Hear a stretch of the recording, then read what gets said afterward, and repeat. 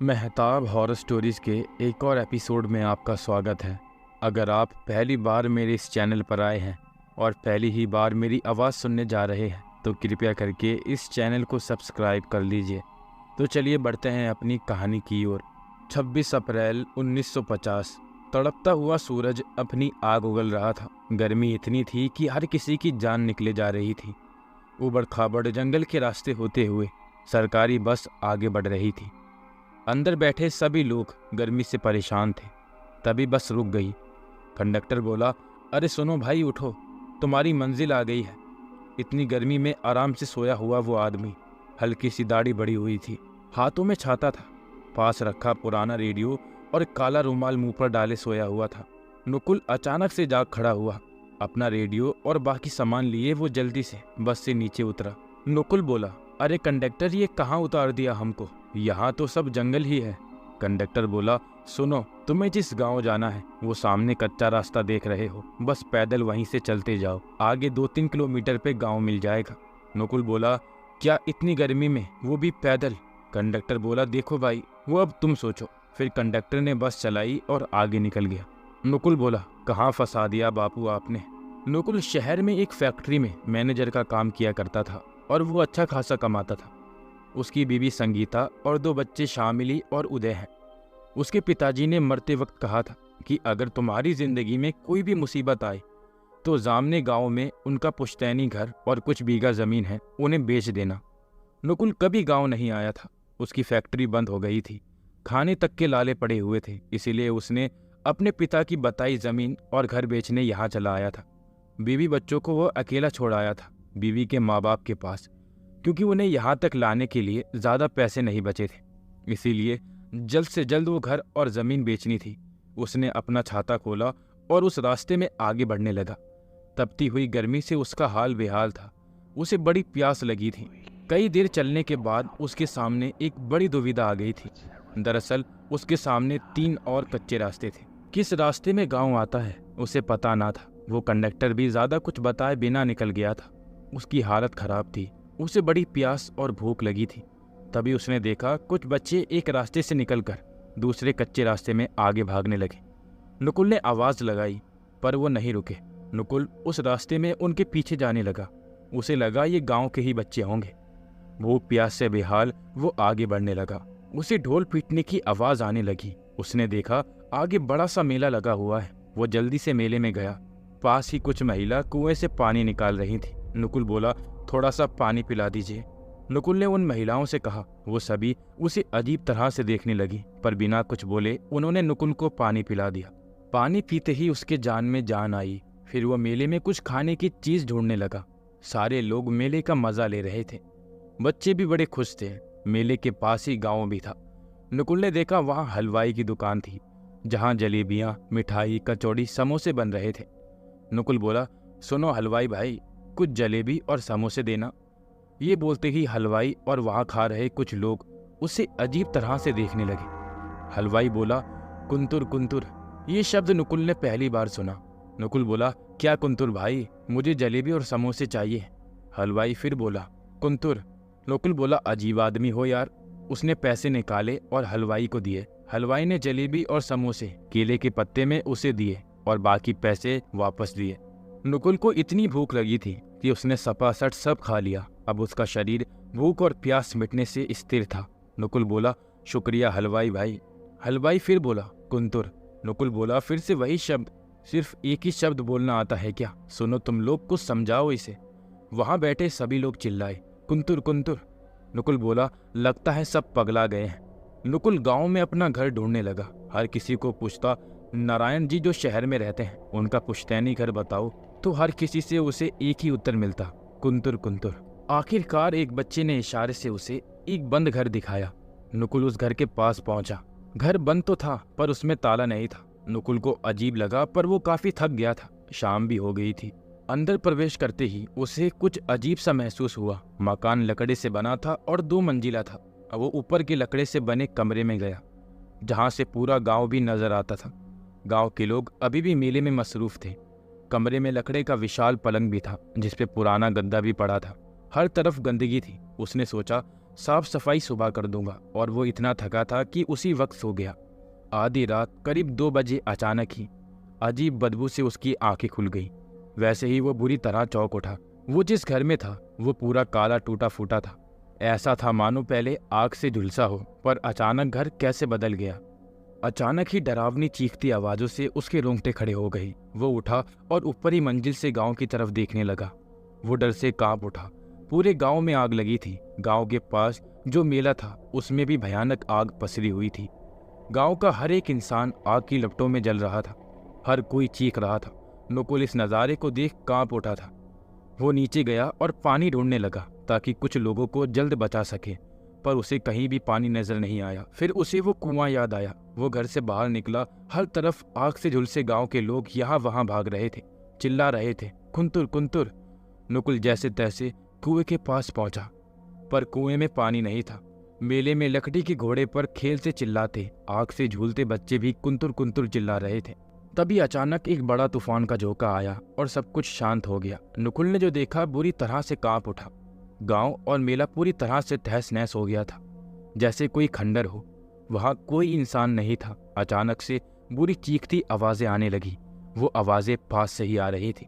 उसने देखा कुछ आदमखोर भयानक जानवर जैसे दिखने वाले लोग किसी जानवर को फाड़कर खा रहे हैं।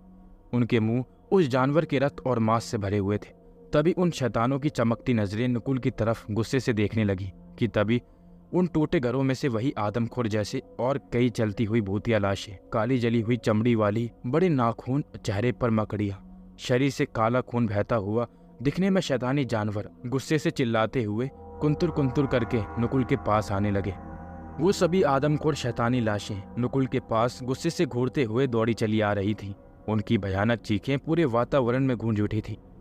ऐसा लग रहा था कि नुकुल को भी उस जानवर की तरह फाड़कर खा जाएंगे।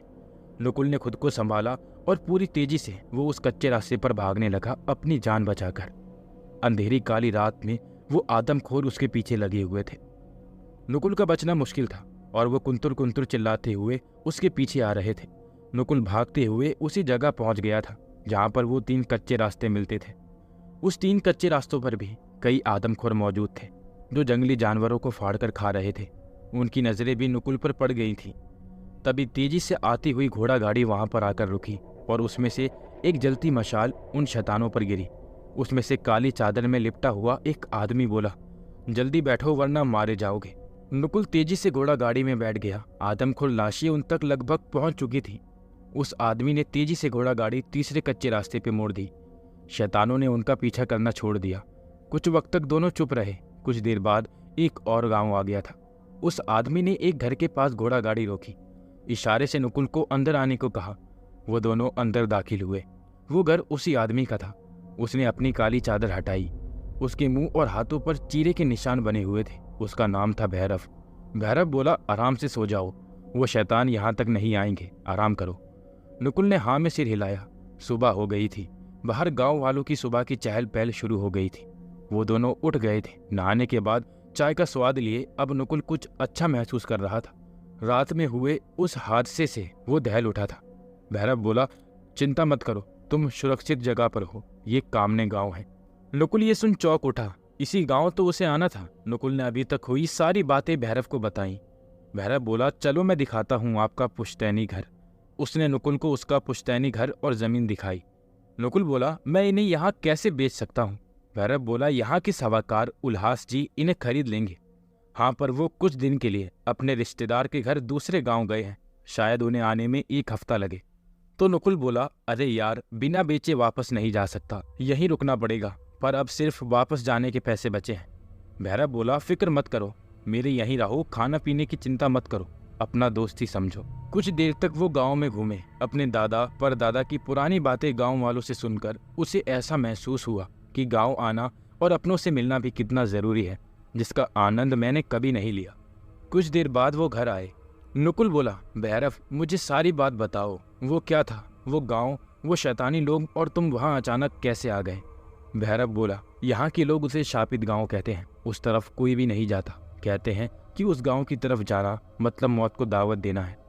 तुमने जो बात बताई उसमें सच्चाई है। कहते हैं कि दिन में वो गांव जिंदा होता है, पर रात होते ही कुछ ऐसा होता है कि वो गांव जलने लगता है, वहाँ के लोग आदमखोर शैतान बन जाते हैं।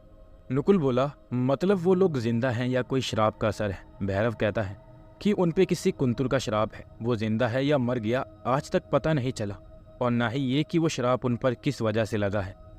नकुल बोलता है, हाँ, इसीलिए वो सभी एक ही शब्द बोल रहे थे, कुंतुर कुंतुर। भैरव बोला, इसी का पता लगाने मैं कई बार दिन या रात वहां जाता हूँ कि कुछ पता लग सके। नकुल बोला, पर तुम्हारा उससे क्या संबंध है? भैरव बताता है, 1 साल पहले की बात है। मेरा भी परिवार था, मेरा बेटा राजू और पत्नी पूजा। एक रात मेरे बेटे की तबीयत अचानक खराब हो गई। वेदा की दवाई भी काम नहीं आ रही थी। सुबह तक अगर वो ठीक ना होता तो मारा जाता, ऐसा वेदा जी ने बोला। उन्होंने कहा, इसे जल्द बड़े रोहिणी गांव लेके जाओ, वहां बड़े वेदा जी इसे ठीक कर सकते हैं। पर रात में यहाँ से निकलना मतलब उस कच्चे रास्ते पर उन शैतानों से सामना होना। गांव में कोई साथ आने को तैयार नहीं था। आते भी कैसे, सभी को अपनी जान प्यारी है। मैंने पत्नी से कहा, तुम यहीं रहो, मैं लेकर जाता हूँ, पर उसने कसम देकर साथ चलने की जिद की। हम दोनों घोड़ा गाड़ी लिए तेजी से रोहिणी गांव की तरफ जाने लगे। मेरा बेटा बहुत तड़प रहा था बीमारी से। जैसे जैसे वो 3 कच्चे रास्ते करीब आ रहे थे, वैसे ही हमारा डर बढ़ रहा था। मैं कामना कर रहा था कि किसी तरह तेजी से घोड़ा गाड़ी निकाल वहां से निकल जाऊं, पर मैं गलत निकला। आदमखोर पेड़ों से कूदते हुए मेरे घोड़ा गाड़ी पर कूद पड़े और हम पर हमला शुरू हो गया। मैंने 7 लाई कुल्हाड़ी से उनका सामना किया, पर घोड़ा भी इतना डर गया था कि तेजी के चक्कर में घोड़ा गाड़ी उलट गई। कई देर तक मैंने उनका सामना किया, पर वो इतने थे कि उन्होंने मेरे बेटे और पत्नी को फाड़कर बुरी तरह खाने लगे, और वो मुझे भी अपने धारदार नाखून से चीरने लगे, और ये निशान उसी के हैं। पर तभी आसमान में बादल गरजने लगे और बारिश शुरू हो गई। बिजलियों की कड़कड़ाहट और चमकाहट से वो सभी आदमखोर डर गए और वहां से भाग निकले, और इसीलिए मैं भी बच गया। पर मैंने अपनी पत्नी और बेटे को खो दिया। अगर वो बिजली थोड़ी जल्दी आती तो शायद वो दोनों भी बच जाते। और ये कह के भैरव रोने लगा। नकुल बोलता है, मैं तुम्हारा दुख समझ सकता हूँ दोस्त। भैरव कहता है, इसीलिए आज तक सिर्फ मैं यही बात खोज रहा हूँ कि उन शैतानों से सभी को मुक्ति कैसे दिला सकूं, ताकि आगे कोई और परिवार मिट ना जाए। नकुल बोलता है, क्या अब तक कोई उपाय नहीं मिला तुम्हें? भैरव बताता है कि उपाय उसी गांव में कहीं छुपा हुआ है, पर आज तक मुझे नहीं मिला। पर दिन में हम वहां जा सकते हैं।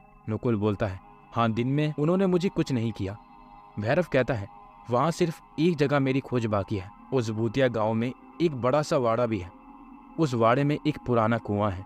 उसे देखता हूं तो ऐसा लगता है वहां नीचे कुछ तो है। बस उसी में उतरकर देखना है कि अंदर कुछ राज तो नहीं छुपा हुआ।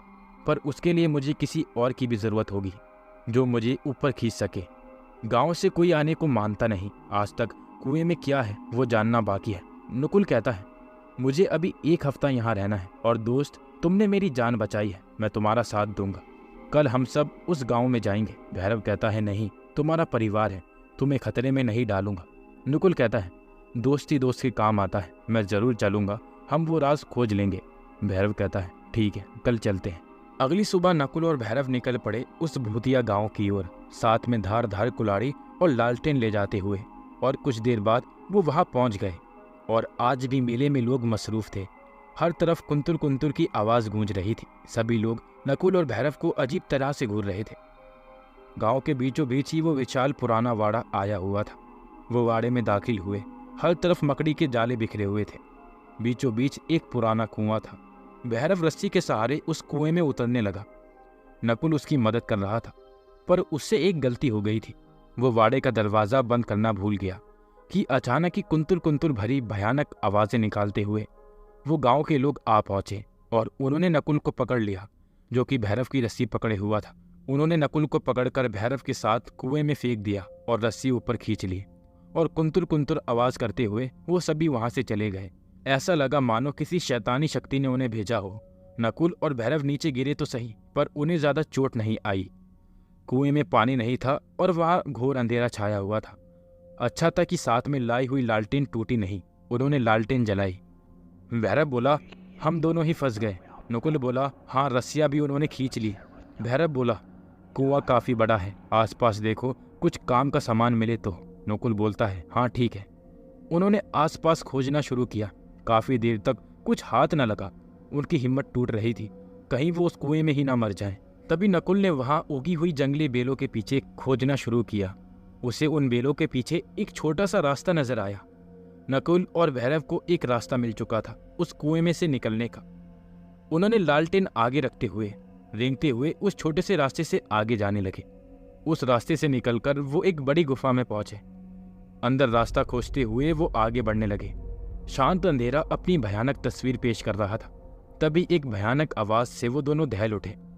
कौन है? ये शब्द उनको सुनाई दिए। उन्होंने आसपास देखा, उन्हें कोई नजर नहीं आया। फिर से वो भयानक आवाज आई, सामने की दीवार पर देखो। दोनों ने ठीक से उस तरफ देखा। दोनों के रोंगटे खड़े हो गए। दीवार पर रत बह रहा था। उन्होंने पास जाकर देखा।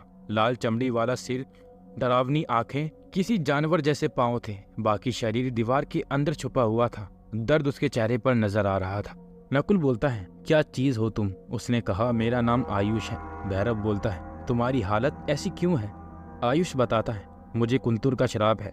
नकुल बोलता है, कुंतुर? वो सभी गांव वाले लोग भी यही बड़बड़ाते रहते हैं। भैरव पूछता है, हाँ, इसका मतलब क्या है?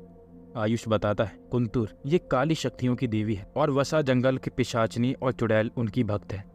नकुल बोलता है, मतलब कुंतुर ने ये शराब सबको दिया है? आयुष बताता है, नहीं, बल्कि उन वसा जंगलों की चुड़ैलों ने अपनी काली शक्तियों से कुंतुर का श्राप हम सबको दिया है, ताकि अनंत काल तक हम ऐसे ही रहें। उन्हें कुंतुर की शक्तियां प्राप्त है। भैरव बोला, तुम्हारी ऐसी हालत क्यों है? आयुष ने बोला, सब बताता हूँ। हजारों सालों से मैं यही इसी हालत में कैद हूँ। मैं उन वसा जंगलों की चुड़ैलों के साथ ही रहता था। मैं उनका सेवक था। उनके लिए छोटे बच्चे चुराकर लाने का काम किया करता था, ताकि वो चुड़ैल उनकी बलि कुंतुर की मूर्ति के आगे देकर शक्तियां प्राप्त करती रहें। हर गांव से मैंने बच्चे चुराए थे। मुझे उन मासूम बच्चों पे बड़ी दया आती थी। उनकी मासूम चीखें मेरे दिल को चीरती थी। पर अगर मैं बच्चे लाने से मना करता तो वो चुड़ैल मुझे मार देती और पूरा का पूरा गांव उजाड़कर सबको मार देती। इसीलिए मुझे ये काम करना पड़ता था। एक दिन उन्हें बहुत ज्यादा बच्चों की जरूरत थी। 1000 साल में एक बार आने वाली कालमड़ी अमावस्या में उन्हें कई सारी बलियां चढ़ानी थी। उन्हें बहुत सारे बच्चे चाहिए थे। इसीलिए उन्होंने मुझे बहुत ज्यादा बच्चों को कैद करके लाने के लिए कहा। आसपास के सभी गांवों के बच्चे हमने पहले ही मार दिए थे। इसीलिए मैं दूर इस गांव में बच्चों को ढूंढने आ गया। यहाँ बहुत सारे बच्चे मौजूद भी थे। उस वक्त इस गांव में इनके कुलदेवी का मेला लगा हुआ था। सारे लोग खुश थे। इनकी खुशी में मैंने खुद को शामिल कर लिया।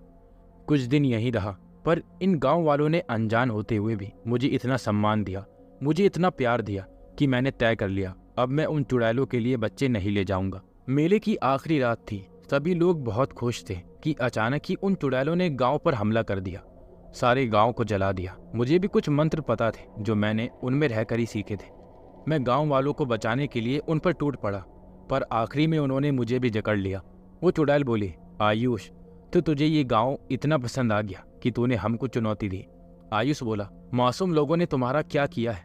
तो वो चुड़ैल बोलती है, हमें बलिया चाहिए, बस और 1000 साल तक हमें बलिया देनी है। फिर इस पूरी धरती पर हम चुड़ैलों का राज होगा। आयुष बोला, देखना किसी न किसी दिन तुम्हारा नाश होगा। तो वह चुड़ैल बोलती है, अब हम तुम्हें खत्म नहीं करेंगे, ये गांव और तुम अनंत काल तक तड़पोगे और एक दिन हमें इस जगह पे राज करते हुए देखोगे। तभी उन भयंकर चुड़ैलों ने अपनी शक्तियों से हमें श्राप दिया और आज तक हम सभी तड़प रहे हैं। हमारी मुक्ति के लिए गांव वाले मरकर भी हर रोज शैतान की जिंदगी जी रहे हैं। नकुल बोला, तो ये वजह है इस भूतिया गांव की?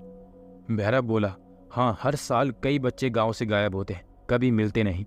आयुष बोला, वो अभी तक बलिया दे रही हैं। 1000 साल बाद फिर से कालमड़ी अमावस्या आने वाली होगी। इस बार उन्हें पूरी शक्तियां प्राप्त हो जाएंगी, उन्हें रोकना होगा। इतने में भैरव बोला, गांव के लोग कह रहे थे 4 दिन बाद हजारों वर्षों में एक बार आने वाली अमावस्या है। नकुल बोलता है, मतलब वो वही होगी। आयुष बोलता है, उन्हें रोकना दोस्तों, वरना इस धरती का नाश निश्चित है। भैरव बोलता है, हम उन्हें कैसे रोक सकते हैं, वो तो बहुत शक्तिशाली होंगी। आयुष उन्हें बताता है, उन्हें रोकना ही होगा, तभी मुझे और इन मासूम गांव वालों को मुक्ति मिलेगी, नहीं तो ये आफत अब तुम तक भी पहुंच जाएगी। भैरव बोलता है, क्या कोई दूसरी शक्ति हमारी मदद नहीं कर सकती? आयुष बताता है, एक शक्ति है। भैरव बोलता है, कौन सी? आयुष बताता है, गिरधारी पहाड़ी पर रहने वाले आलाप लोग, उनकी शक्तियां चुड़ैल का तोड़ है, वही है जो उन्हें रोक सकते हैं। नकुल बोलता है, हम उन्हें खोजेंगे। आयुष बोलता है, इतना आसान नहीं है, इसके लिए तुम्हें शैतानों का तालाब पार करना होगा, उसके बाद तुम्हें देवड़ी प्रेतों की गुफाओं से गुजरना होगा, उसके बाद ही वो पहाड़ी तुम्हें मिलेगी, क्योंकि आलाप लोग इस विषय से अपने आप को जुदा मानते हैं। उन्होंने ही ये चुनौतियां आम इंसानों के लिए रखी हैं ताकि कोई उन तक ना आ सके। नकुल बोलता है, मतलब एक तरफ कुआं और दूसरी तरफ खाई, पर हम जाएंगे क्योंकि आगे ये खतरा मेरे परिवार पर भी आएगा। हम इसे खत्म करके रहेंगे। भैरव बोलता है, हाँ सही कहा। आयुष बोलता है, आगे जाकर लकड़ी की सीढ़ियां हैं, वहीं से ऊपर वाड़े में चले जाओ। यहाँ से दूर जंगलों को पार करते ही तुम्हारी चुनौतियां शुरू होंगी और हमें मुक्ति जरूर दिलाना और उन चुड़ैलों को खत्म जरूर करना दोस्तों। नकुल और भैरव आयुष से विदा होकर उन सीढ़ियों से वाड़े में आ गए। फिर वो गांव से निकले। उन्हें किसी भी तरह जल्द से जल्द आलाप लोगों से मिलना था। दोनों जंगलों में पहुंच चुके थे और रात भी हो चुकी थी। घोड़ा गाड़ी उन भयानक जंगलों से आगे बढ़ रही थी। तभी अचानक घोड़ा गाड़ी रुक गई। आगे जाने के लिए रास्ता नहीं था क्योंकि शैतान का तालाब आ चुका था। वो तालाब का पानी पूरा काला था, रात के अंधेरे में और भी भयानक लग रहा था। तालाब के अंदर अजीब सा धुआं भी पसरा हुआ था। भैरव बोला, घोड़ा गाड़ी आगे नहीं जा सकती, अब हमें लकड़ियों से कुछ काम चलाओ नाव बनानी पड़ेगी। नकुल बोला, हाँ सही कहा। उन्होंने कुछ ही देर में नाव बना ली और दूर दूर से अजीब सी भयानक आवाजें उन्हें सुनाई दे रही थी। नकुल बोला, पता नहीं इस तालाब में कैसे शैतान होंगे। भैरव बोला, जैसे भी होंगे हमें सावधानी से आगे बढ़ना है। लालटेन नाव पे रख के आसपास आग की कुछ मशाले नाव पे लगाकर उन दोनों ने अपने पास तेज धार कुल्हाड़ी रख ली। भैरव नाव चलाने लगा और अंधेरे की भयानक शांति पसरी हुई थी। बीच बीच से जंगलों में से कीड़ों की भयानक आवाजें गूंज रही थी। तभी अचानक से उन्होंने देखा पानी में कुछ शोर हुआ है। दोनों की धड़कनें बढ़ गईं। उन्होंने कुल्हाड़ी ली और ठीक से देखने पर उनकी जान में जान आई। वो मछली थी। वो आगे बढ़ने लगे कि तभी तालाब से निकलकर एक भयानक शैतान नाव के पास से फिर तालाब में समा गया। वो दोनों काफी डर गए। देखने में आधा शैतान और आधा मछली का रूप लग रहा था। बड़ा भयानक, लाल चमकती आंखें थी, पूरा काला और जंगली कांटों से भरा हुआ। वो दोनों अब सावधान थे। तभी फिर वो शैतान बाहर निकला। इस बार वो नाव के पास था। तभी भैरव ने कुल्हाड़ी से उसका सिर काट दिया। उसमें से काला खून निकलने लगा। भैरव और नकुल दोनों ही अब तेजी से नाव ले जा रहे थे। अब तालाब में हलचलें बढ़ गई थी। अचानक से कई सारे वही शैतानों की टोलियां उछलकर उन दोनों पर हमला करने लगी। उनकी भयानक गुस्से से भरी चीखें ये बता रही थी कि तालाब में आकर इन दोनों ने गलती की थी। अचानक एक शैतान ने भैरव पर हमला किया और अपने कांटे भैरव के अंदर घुसाता कि तभी नकुल ने जलती मशाल उस पे फेंक मारी। मशाल लगते ही डर से वो फिर तालाब में घुस गया। पर टोली के हमले शुरू थे। उन्होंने नाव उल्टाने की भी कोशिश की, पर भैरव और नकुल हिम्मत से काम ले रहे थे। आग की जलती मशाले और कुल्हाड़ी से अपने आप को बचाए जा रहे थे। तेजी से नाव चलाकर वो जमीन के पास आ पहुंचे। जल्दी से नाव से उतरकर वो जमीन पर आ गए थे। तभी पूरी की पूरी नाव उन शैतानों ने तबाह कर दी और गुस्से से चिल्लाते हुए आवाज निकालने लगे। जमीन पर वो आ नहीं सकते थे। भैरव और नकुल दोनों बच चुके थे और वो आगे बढ़ने लगे। उन्हें आगे एक गुफा नजर आई। भैरव बोला, अभी चुनौती पार करनी है। नकुल बोला, हाँ दोस्त, कुल्हाड़ी पास ही रखना, चलते हैं। वो दोनों गुफा के अंदर जाने लगे। उस भयंकर गुफा में चलते हुए बहुत सा खून और हड्डियां पड़ी हुई थी। शायद उन्हें उन देवड़ी प्रेतों ने ही खाया था। आगे जाने पर गुफा बड़ी होती जा रही थी। उन्होंने देखा कि उस बड़ी सी गुफा के आसपास कई छोटी छोटी गुफाएं थी। वो दोनों आगे बढ़ रहे थे कि अचानक ही एक छोटी गुफा में से एक प्रेत निकलकर उन पर टूट पड़ा। बड़ी बड़ी आंखें, माथे पर लाल सींग और बड़े बड़े नाखून और शरीर पर रेंगते हुए कॉकरोच इतने भयानक लग रहे थे। भैरव ने तभी उस प्रेत का एक हाथ काट दिया। वो चीखते हुए एक गुफा में जा घुसा। नकुल ने अपने शरीर पर गिरे कॉकरोच हटाए। तभी गुफा भयंकर चीखों से गूंजने लगी। वो हिलने लगी। भैरव बोला, नकुल पूरी ताकत लगाकर आगे भागो। दोनों पूरी तेजी से आगे भागने लगे। आसपास की छोटी गुफाओं से निकलते उन प्रेतों की टोली उनके पीछे थी। बचना मुश्किल था। वो प्रेत अपने मुंह से तेजाब जैसा कोई पानी छोड़ रहे थे। भैरव अचानक रुक गया। भैरव बोला, नकुल तुम्हें तुम्हारे परिवार की कसम, इस गुफा से निकल जाना, तब तक मैं इन्हें रोकता हूँ। नकुल बोला, नहीं, तुम्हें अकेला छोड़ के नहीं। भैरव बोला, मेरा परिवार तो तबाह हो गया है, पर तुम्हें और भी कई परिवार बचाने हैं। जाओ दोस्त, जल्दी जाओ, वरना हम दोनों मारे जाएंगे। नकुल बोला, वादा करता हूँ दोस्त, ये सब खत्म कर दूंगा, तुम याद आओगे। नकुल अपनी भीगती आंखों से आगे भागने लगा। भैरव कुल्हाड़ी लिए उन प्रेतों पर अकेला टूट पड़ा। नकुल थोड़ी देर में गुफा से बाहर निकल आया। उसकी आंखें अपने दोस्त के बलिदान के लिए रोने लगी। फिर आंखों में गुस्सा लिए वो सामने की पहाड़ी चढ़ने लगा। अब उसे ही सबको बचाना था और अपने दोस्त का बलिदान भी चुकाना था। वो तेजी से पहाड़ी चढ़ने लगा। वो लगभग ऊपर पहुंचने वाला था कि तभी नीचे की जमीन टूटी और वो एक गड्ढे में जा गिरा और बेहोश हो गया। कुछ देर बाद उसकी आंख खुली उसके आसपास तलवारें लटकाए हुए और हाथों में तीर कमान लिए उसे आलाप लोग नजर आए। वो एक ऐसी जगह थी जहाँ प्रकृति अपनी सुंदरता और दिखाती है। तभी उनमें से एक बड़ा मुकुटधारी उन आलाप लोगों का राजा सूर्य नकुल के पास आया और बोला, कौन हो तुम? नकुल ने अब तक घटी सारी बातें उसे बताई। सूर्य बोला, इतनी कठिन चुनौतियों का सामना करके तुम यहाँ तक आए हो, जरूर हिम्मती इंसान हो। नकुल बोला, हिम्मती तो मेरा दोस्त भैरव था जिसने मुझे यहाँ तक पहुँचाने के लिए अपनी जान गंवा दी। सूर्य बोला, चाहते क्या हो? वसा जंगल की चुड़ैलों से मुकाबले के लिए आप सबकी मदद। सूर्य बोला, नहीं, हम मदद नहीं कर सकते। नकुल बोला, पर क्यों? तो सूर्य ने बताया, हमें इंसानी चीज़ों से दूर रहने का आदेश है जो हमारे पूर्वजों से चले आ रहा है। हमारे नियम हम नहीं तोड़ सकते। तो नकुल ने बोला, दुनिया खत्म होने की कगार पर है, वो चुड़ैल सब कुछ नष्ट कर देगी। सूर्य बोला, हम मजबूर हैं, हम मदद नहीं कर सकते। नकुल बोला, सोचिए, अगर उन्हें वो शक्तियाँ प्राप्त हो गईं तो वो आप सभी को आसानी से मात दे देंगी। प्रकृति को वो नष्ट कर देंगी, आलाप लोक को खत्म कर देंगी अगर उन्हें रोका नहीं गया तो। तभी एक बुजुर्ग आदमी राजा सूर्य के पास आया और कुछ उससे कहने लगा। तभी राजा सूर्य ने अपने मंत्रियों के साथ कुछ देर बैठक की। फिर वो नकुल के पास आए। वो बोले, वो चुड़ैल काफ़ी खतरनाक है, लड़ना मुश्किल होगा, पर आगे आने वाली मुसीबत को देखकर हम भी लड़ेंगे तुम्हारे साथ। मेरी पूरी सेना लड़ेगी इंसानों के लिए, हमारे लोगों के लिए। नकुल बोला, शुक्रिया आप सभी का। सूर्य बोला, युद्ध की तैयारियां की जाए, घोड़े तैयार करो, तलवारें, तीर और भाले चमका लो वसा जंगल की ओर निकलने के लिए। सूर्य के साथ नकुल और उसकी सेना निकल पड़े थे, घोड़े पर सवार होकर वसा जंगलों की ओर। सामने पहाड़ी से आगे की तरफ बड़ी खाई थी। सूर्य ने कुछ मंत्र बोले और वहां उस खाई के ऊपर अपने आप एक रास्ता बन गया। नकुल ये देखकर हैरान रह गया। सूर्य बोला, हमें अफसोस है आपके दोस्त की मौत का, वो चुनौतियां हमारे पूर्वजों द्वारा हमारी रक्षा के लिए बनाई गई थी। नकुल बोला, मेरे दोस्त का बलिदान मैं खाली नहीं जाने दूंगा। वो लोग वसा जंगलों के पास पहुंच गए थे। बाहर भले ही दिन था, पर वसा जंगलों में हमेशा रात ही होती थी। जंगल में प्रवेश करते ही अंधेरे का साम्राज्य छा गया था। अचानक से सब घोड़े डर के मारे चिल्लाहट करने लगे, पीछे की ओर भागने लगे। सभी सैनिक उनके ऊपर से नीचे गिर पड़े।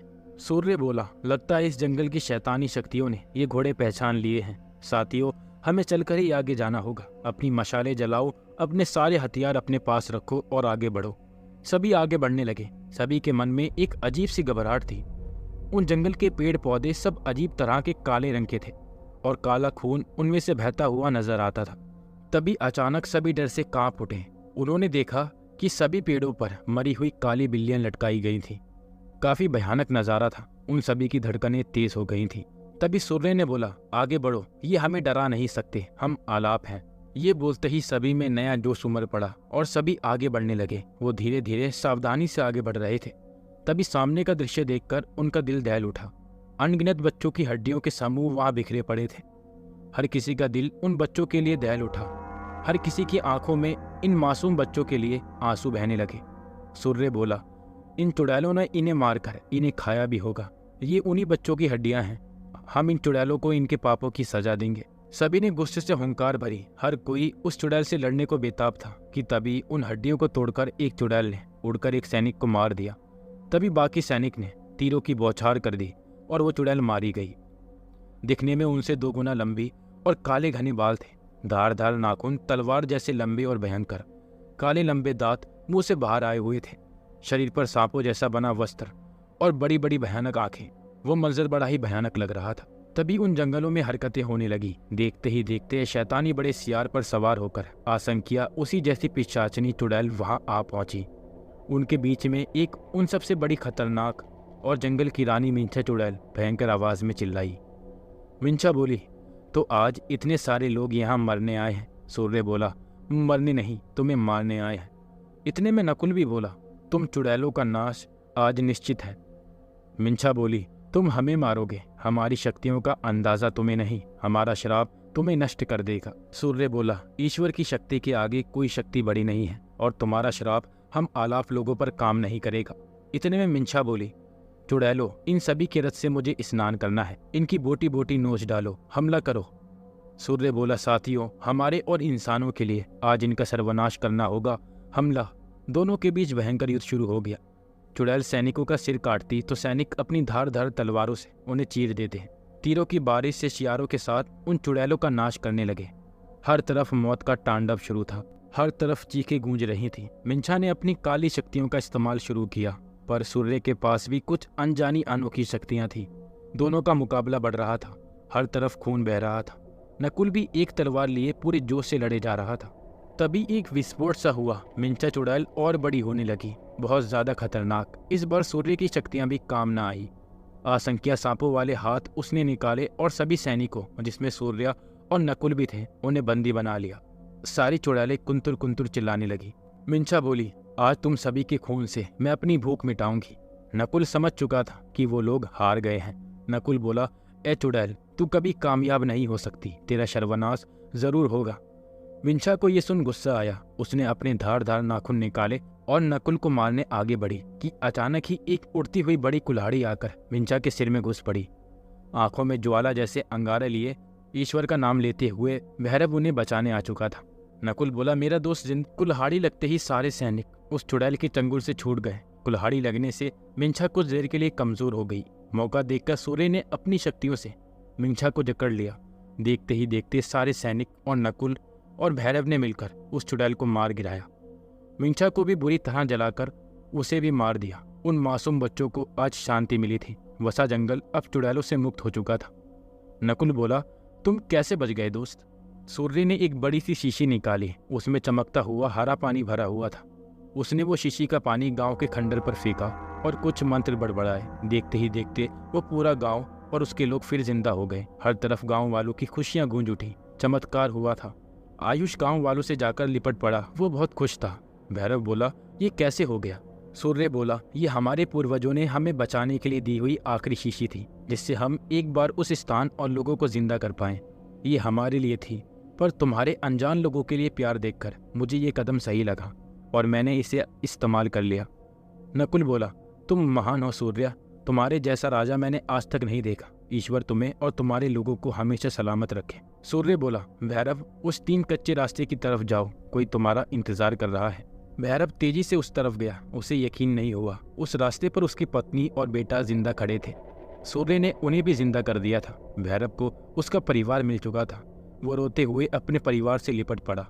सूर्य ने कुछ सोना गांव की खुशहाली के लिए आयुष के हाथों में सौंप दिया और कुछ सोना भैरव और नकुल की बहादुरी के रूप में उन्हें इनाम दिया। सब खुश थे। नकुल ने गांव में ही रहने का फैसला किया। अपने बीवी बच्चों के साथ वो वहीं रहने लगा। और इस तरह इस कहानी का अंत हो जाता है। दोस्तों, आशा करता हूँ आपको ये कहानी पसंद आई होगी। अगर आपको ये कहानी पसंद आई है तो मेरे चैनल को सब्सक्राइब करके इस वीडियो को लाइक कर दें। अभी मैं लेता हूँ आपसे अलविदा। मिलेंगे एक और नई डरावनी कहानी में।